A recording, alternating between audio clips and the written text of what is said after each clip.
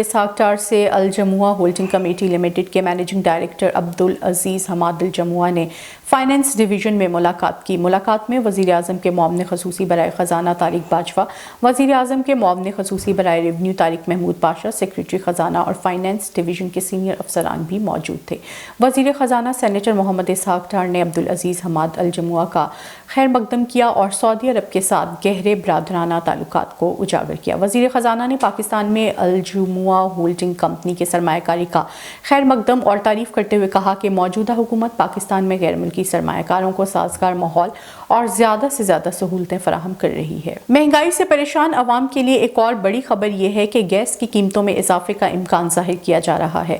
سوئی southern gas company نے اوگرا میں درخواست دائر کر دی، جس کے مطابق گیس کی قیمتوں میں 391 روپے 69 پیسے فی ایم ایم BTU اضافے کا امکان ہے۔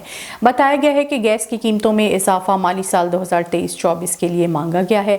درخواست کے مطابق آئندہ مالی سال میں سوئی سدرن گیس کمپنی کو 266 ارب روپے کے ریونیوز درکار ہیں۔ رخ کرتے ہیں بزنس نیوز کی جانب۔ ڈالر کی اڑان اور شرح سود میں اضافے سے فیصل آباد ٹیکسٹائل سیکٹر میں پہلے سے موجود بحران مزید سنگین ہونے کا خدشہ پیدا ہو گیا۔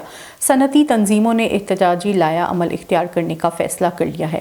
فیصل آباد ٹیکسٹائل سیکٹر نے ڈالر کی بے لگام قیمت اور شرح سود میں اضافے کو انڈسٹری کے لیے انتہائی تشویشناک قرار دیتے ہوئے فیکٹریز اور کارخانوں کی مکمل بندش کا خدشہ ظاہر کر دیا ہے۔ برآمد کنندگان کا کہنا ہے کہ مخدوش صورتحال میں ٹیکسٹائل سیکٹر میں جاری ڈاؤن سائزنگ مزید تیز ہو سکتی ہے۔ فیصل آباد ٹیکسٹائل سیکٹر کی حکومت سے اپیل ہے کہ اس انڈسٹری کو بچانے کے لیے ہنگامی اقدامات کیے جائیں۔